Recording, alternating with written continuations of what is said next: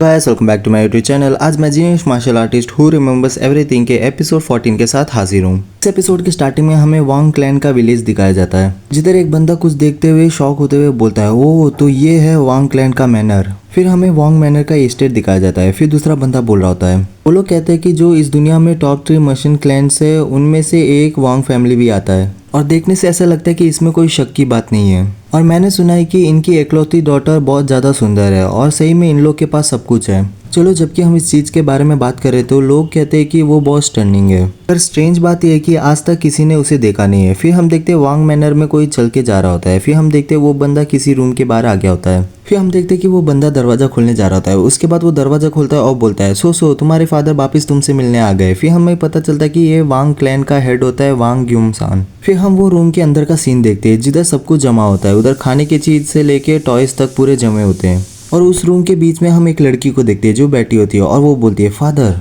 तो आप वापस आ गए। फिर हमें पता चलता है कि ये वांग सोसो होती है जो वांग ग्यूमसान की एकलौती डॉटर होती है। फिर वो वांग क्लैन का हेड बोलता है, क्या तुमने अपने दिन को एंजॉय किया? फिर वो सोसो बोलती है, हाँ आज मैंने नया एम्ब्रॉयडरी पैटर्न को लर्न किया है और इस चीज़ के साथ मैं आपके लिए रोब बनाना चाहती हूँ फादर। फिर वांग क्लैन का हेड बोलता है, एक रोब, हाँ वो भी अच्छा है। फिर वो वांग क्लैन का लीडर पास्ट के बारे में सोचता है जिधर सोसो लेटी होती है और वो बोल रहा होता है, क्या तुम बोल रहे हो कि मैं कोल्ड क्यूआई के साथ ये रूम को पूरा भर दूं? तो इसका मतलब क्या मेरी डॉटर सही में रिकवर हो सकती है? फिर जो दूसरा बंदा होता है वो शायद तक कोई डॉक्टर होता है और वो बोल रहा होता है, नहीं वो बस उसके बॉडी के हीट को थोड़ा स्लो कर लेगा। इस जैसे कंडीशन के लिए कोई भी क्योर अभी तक पता नहीं है। क्लैन हेड वांग, मैं सही में आपसे माफ़ी मांगना चाहता हूँ, पर आपकी डॉटर वो शायद तक अपने 20s तक भी जी नहीं पाएगी अच्छे से।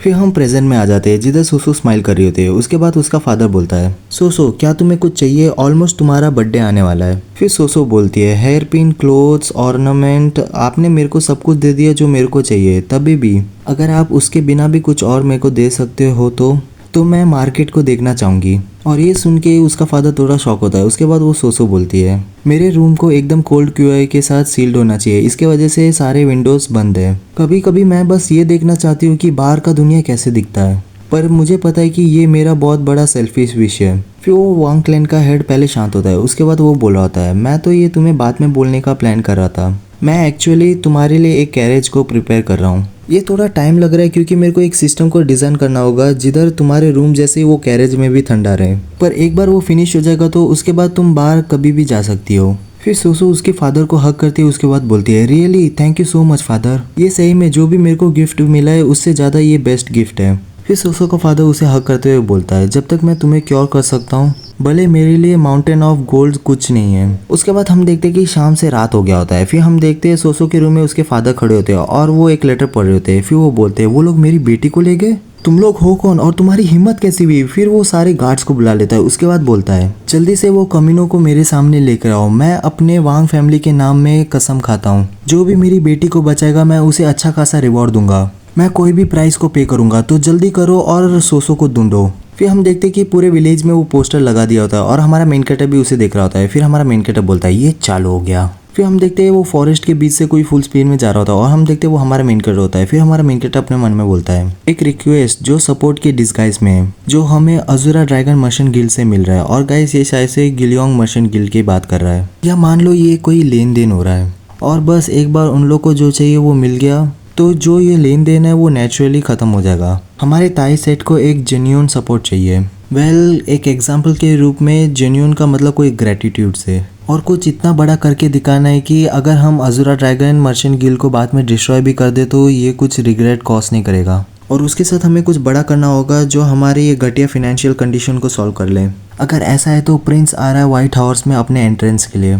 फिर हमारा मेन कैरेक्टर कोई झोपड़ी के पास आ गया होता है और बोलता है, मैंने उसे ढूंढ लिया। मेरे पास्ट लाइफ में जो भी क्राइम रिपोर्ट किए गए हैं हेफाई और शाहू में, और मैंने उसे फिल्टर किया और जो भी यंग गर्ल के केसेस पे इन्वॉल्व है उसे बाहर निकाला। ज़्यादातर तो चोरियाँ हैं और अनआइडेंटिफाइड कॉप्स है, पर एक रिपोर्ट में एक लड़की के बारे में मेंशन किया था जिसका सर काट दिया गया था और उसका आइडेंटिटी अननोन था और उसे इस शैक के पास बरी कर दिया था, मतलब दफना दिया था। फिर हमारा मेन कैरेक्टर वो शैक के ऊपर पूछता है। उसके बाद जो वो लकड़ी से ढका होता है उसे निकाल के नीचे देख रहा होता है। फिर हम देखते हैं कि उधर सोसो को 3 लोग ने किडनैप किया होता है और हमारा मेन कैरेक्टर अपने मन में बोलता है, चलो अच्छा है मैं इतना लेट नहीं हुआ, तो चलो मैं अभी जाके इतना बोल रहा होता है कि उनमें से एक बंदा बोल रहा होता है, अरे ये बहुत बुरा हुआ। ये लड़की का कंडीशन बहुत स्ट्रेंज है, इसका बॉडी अचानक से फायर जैसे जल रहा है। फिर दूसरा बंदा बोलता है क्या क्या हो रहा है ये। फिर हमारा मेन कैरेक्टर भी उसे अजीब सा मुंह बनाते हुए देख रहा होता है। फिर उनमें से एक किडनैपर अपना स्वॉर्ड निकालते हुए बोलता है, धत तेरी की, हायर अप्स ने बोला है कि अगर कुछ गलत जाए तो हमें कोई एविडेंस छोड़ने की जरूरत नहीं है,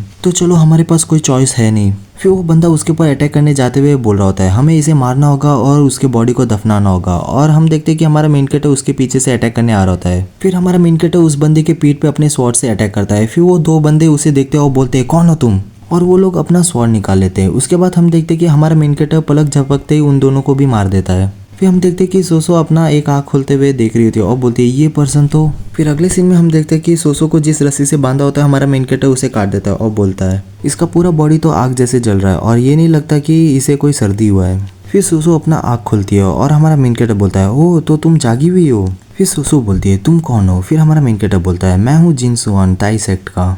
मैं बस यहाँ बाजू से निकल रहा था, तभी मैंने ये शैक से कुछ अजीब सा आवाज़ सुना और जब मैंने अंदर चेक किया तो मेरे को पता चला कि कुछ बैंडिट्स के ग्रुप ने तुम्हें किडनैप किया है और एक जस्टिस के मार्शल आर्टिस्ट होने के नाते मैं इसे इग्नोर नहीं कर पाया। फिर हमारा मेन कैरेक्टर अपने मन में बोलता है, देखा एक हीरो आके बचा रहा है। फिर सोसो बोलती है, अच्छा ऐसा है क्या, तुम्हारा बहुत बहुत धन्यवाद, मेरा नाम वांग सोसो है। ये चीज़ मैं अपने फादर से बोलूँगी और तुम्हारे काइंडनेस को रीपे करने बोलूँगी। फिर हमारा मेन कैरेक्टर बोलता है, तुम्हें देखने से ऐसा लगता है कि तुम बहुत बुरे कंडीशन में हो, मैं तुम्हें अभी फिजिशियन के पास लेके चलता हूँ, प्लीज़ मेरे को तुम्हारी मदद करने दो। फिर वो सोसो बोलती है, नहीं मैं बस अपने रूम में रह सकती हूँ आइस पेविलियन में, या तो मेरे आजू बाजू में कोल्ड क्यूआई को रहना चाहिए, नहीं तो मेरा बॉडी खुद ब खुद गर्म होते जाएगा। अगर मैं इससे ज़्यादा अपने आप को पुश करने के बारे में सोचूंगी तो मेरे सारे के सारे मेरिडियंस जल जाएंगे। फिर हमारा मेन कैरेक्टर अपने मन में बोलता है, मेरे को शक था कि ये कोई साधारण सा सर्दी नहीं है, पर इसका मेरिडियन पूरा जल रहा है, ये किस तरह का इलनेस है। फिर हमारा मेन कैरेक्टर अपना आँख बंद कर लेता है। उसके बाद हमारा मेन कैरेक्टर अपने मेमोरी के लाइब्रेरी में चले जाता है और हमारा मेन कैरेक्टर बोल रहा होता है, क्रॉनिक कंडीशन, मेरिडियंस, फीवर, ऐसे करके वो सारे बुक्स को ढूंढ रहा होता है। फिर हमारा मेन कैरेक्टर बोलता है, मैंने मेरे पास्ट लाइफ में मुरी मलायन से बहुत सारे मेडिसिन टेक्स्ट के बारे में पढ़ा है, इधर कहीं इसके कंडीशन के बारे में रिकॉर्ड्स होना चाहिए। फिर हमारा मेन कैरेक्टर का वो जो एरो होता है वो एक बुक के पास आके रुक जाता है और हमारा मेन कैरेक्टर बोलता है, मिल गया सारे डिसीज का नॉलेज। ये एक मेडिसिन टेक्स्ट है जिसे गोंग यांग चून ने लिखा है, जिसे रिकार्नेशन ऑफ हुआ टुओ बोलते हैं। उस बॉडी को ऐसे डिस्क्राइब किया गया है कि वो ओवरवेलमिंग इंटरनल हीट को रिलीज करता है, वो फीवर को कॉज करता है, पेन और बहुत ज़्यादा गर्मी को जमा कर देता है, और कुछ केसेस पे मेरिडियंस भी जल जाते हैं और कुछ लोग उस कंडीशन के साथ बॉर्न होते हैं, और अगर कोल्ड क्यूआई के साथ बॉडी को कूल करेंगे तो वो कुछ समय के लिए हेल्प करेगा, और वो है सोलर फिजिक। ये कोई डिजीज़ नहीं है पर एक कॉन्स्टिट्यूशन है। फिर हमारा मेन कैरेक्टर बोल रहा होता है, इसके लिए कोई क्योर है नहीं, एटलीस्ट अभी के लिए कोई एग्जिस्ट भी नहीं करता। एंड इसी के साथ हमारा वीडियो खत्म होता है। अगर आपको वीडियो अच्छा लगे तो like share subscribe and comment कर दीजिए। Thank you.